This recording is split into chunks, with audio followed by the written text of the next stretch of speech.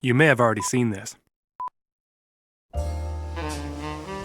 Style, sophistication, the ability to launch napalm into oncoming traffic. If these are the things you look for in an automobile, it's time you test drive Twisted Metal 2. Fully automated weaponry, dual rocket launchers, and the new APS flame-throwing system. All standard. Drive the 1997 Twisted Metal 2 on PlayStation from Sony, and let style be your weapon. Now we're going to show you what it took to make this ad. The Underground has asked me to give you an eyewitness account of the making of the Twisted Metal 2 TV commercial. I'm David Bamberger, the product manager for Twisted Metal 2, and I accompanied the film crew to Prague and saw how they captured the look and feel of a luxury car ad. Prague was the perfect city. It's located in the Czech Republic and has a rich, glamorous feel that we were looking for. We were lucky to find Monique locally. But to get the properly arrogant male lead, we had to import Timothy from England. He actually turned out to be a nice guy. Of course, the real star of the ad is this fully loaded, heavily armed car. Style, sophistication, the ability to launch napalm into oncoming traffic. Of course, a missile launcher wasn't a standard feature in these big American cars, so we added one. 3, 2, 1, go! 3, 2, 1, go! Instead of using a computer composite, we used a real explosion to get the reflection you're about to see in the actor's glasses. That's nice. That's very nice. Ability to launch napalm into oncoming traffic. If these are the things you look for in an automobile, it's time you test drive Twisted. And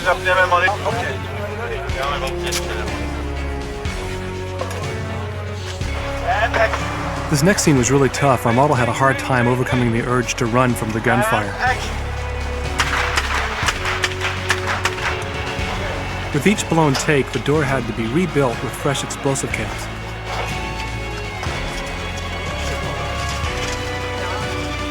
And action. With only one door panel left, she pulled it off perfectly. All standard. Drive the 1997 Twisted Metal 2 on PlayStation from Sony. This was one of the last shots we did because the flamethrower actually melted the hood of the car. And let style be your weapon. The crew somehow found this big American car in Prague. They worked on it non-stop for a week and turned it into this twisted metal weapon of mass destruction. It wasn't street legal when we bought it, and it certainly wasn't street legal after. But there's your inside look. And remember, drive angry. Twisted Metal was really inspired, I think, by myself and a fellow designer, Mike Yam at Sony.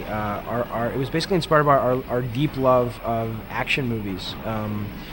You know, a lot of critics, I think, and people sort of say, you know, do we really need another car chase and things like that? And everyone's always bashing on car chases, but we love car chases. And, you know, what we really wanted to do with Twisted Metal was sort of give players the opportunity, and you know, as importantly, give ourselves the opportunity to actually participate in an interactive car chase, to actually be behind the wheel of a car chase, like in the movie Speed or Terminator or The French Connection. That was really the whole creative inspiration, and then it just happened to come along at a time when the technology was right. When we met with our developers, Single Track up in Utah, that was really the first time that we had really experienced affordable 3D that, you know, your home consumer could buy, and we realized that, you know, that idea, that inspiration for sort of wanting to put the player in a Hollywood action movie could actually finally be done, you know, via this really cool technology, which allowed you to actually live in these worlds and things like that. So.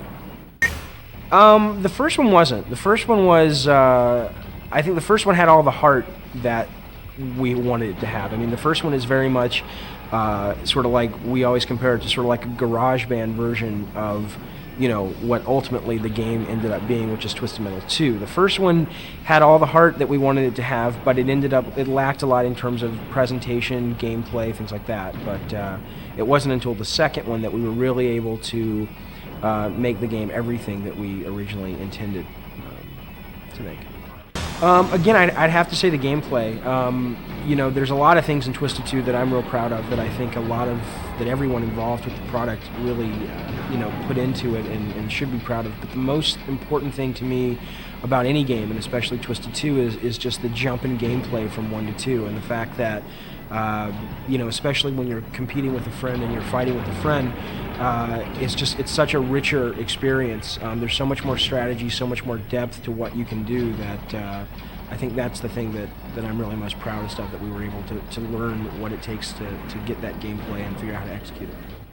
I think the biggest leap was just, I mean, I think gameplay says it all. I think it was just a real, Twisted Metal 1 was my second game as a designer. It was the developer's first game as a developer, and you know, in that learning time between Twisted 1 and Twisted 2, we really began to understand what it means to have good gameplay, strategy, risk and reward, payoff, things like that really make players stay with the game.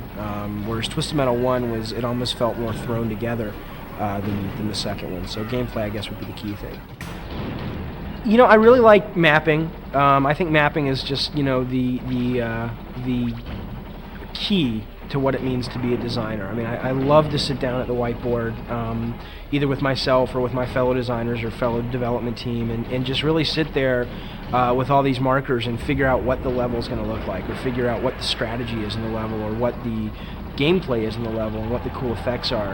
That really is the most fun. Not only because it's you get to let your imagination run wild, but because 12, 13, 14 months later, you get to see that terrible looking stick figure map on your whiteboard in your office is now translated into a playable video game with great graphics and sound and playability. So that, I think mapping would be the most fun thing that I do.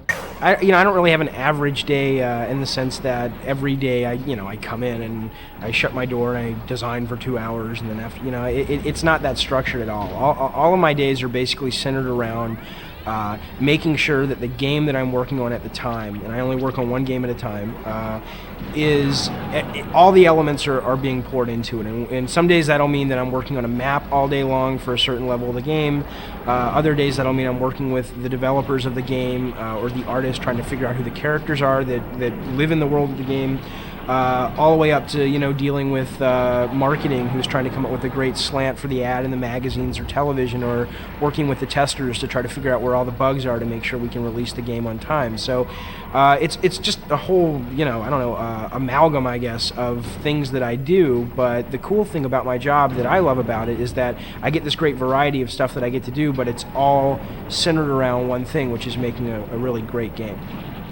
There's a game, it came out a while back, called Flashback, which came out for the 16-bit systems, PC, stuff like that, and that was really the first time ever that I had played a game that really immersed me in that world. I mean, for however long it took me to finish that game, I was there, I was in that world, and that, I think, is something that I hope that I can do one day, is really present players with gameplay in worlds that just totally suck them in and make them forget where they are. So I would say it would have been Flashback. I mean, today there are certainly games that are doing that very well today on PlayStation and other systems. Just some wonderful games out there. But I think Flashback really, for me, was the first one that did it, and it sort of holds that ranking in my mind as the greatest game of all time. Which I wish I would have done it, and I hope one day I can. I would love, well, I don't know if I would love to, because usually I usually find that when you actually get into the job that you think is so great, it turns out to be really great, but there's a lot of hard work with it. So I don't think there's a perfect job out there. I love what I do. I wouldn't trade it for anything, and in fact, I would, as long as my bills were paid and I could take care of my family, I, would do it for free. But I would, I'd like to see myself doing comic books one day. I'd love to. I can't draw at all, but I'd love to write comic books someday. There's a couple things I would say. One is that it really isn't, at least at this point in time, that hard to get into the industry. At an entry-level point, either through being a tester, being an artist, being a programmer. I mean, if you really want to get in, you will find a way in. I'm not going to sit here and give you a secret way in, because there isn't one. It's basically, if it's something you want to do, you'll find a way to do it. What I will say is that be able to distinguish yourself from being a fan, which is a wonderful thing to be, from being a game maker. And they're entirely two different things. And I see a lot of people come in and they're huge game fans, but when they sit down to make a game, they really don't care so much about what goes into the game. They just want to regenerate what they've, or regurgitate what they've already seen. So I think really make sure you want to make games, and you should be able to design games. I always say, you should be able to have a coconut and a crayon and make something fun out of it. And the excuses of, well, I don't have a SGI machine and I don't have a 200 megahertz Pentium. I mean, understand what it means to make games and gameplay, and study the great games, study chess, study checkers, understand why there's as much technology in Street Fighter 2 as there is chess in Street Fighter 2. And those are the things I think that the game business really needs, is people who understand gameplay. So I would say that learn what game making is, make sure you really want to make games, and then just find a way to get in and keep pushing, and don't let anyone discourage you, because it's certainly doable. Hell, as they say, if I did it, anybody can do it. So I never really intended to get into the game business. It was really a total fluke. I had always played games as a kid and stuff, and I'd always been a video game fan, but my initial intention was to go into filmmaking, and I'd gone to film school and all that, and basically the video game thing kind of happened while I had just gotten out of film school, and I was sort of waiting for, the call from Steven Spielberg or George Lucas or something, and, in the meantime I figured it would, I needed to eat, and make money and stuff, so I had heard about this job as, game testers, which basically what I thought at the time, which is not the case, that all they did was sit around all day and play video games. So I figured, oh, this will be something cool to, bide my time and make some money, until I get to make movies. And I kind of fell into it like that and got the job from Sony back when Sony was Sony ImageSoft. And, once I got there, I started seeing the potential of the next generation of video games, and seeing how, as game designers, we can take games beyond the simple side-scrolling, stuff that we had been seeing for the last 5 or 6 years, and really take players into a new, sort of a new direction of fun in gameplay. So, since then I just sort of haven't looked back. I just started as a tester and kept going. It was an accident, really.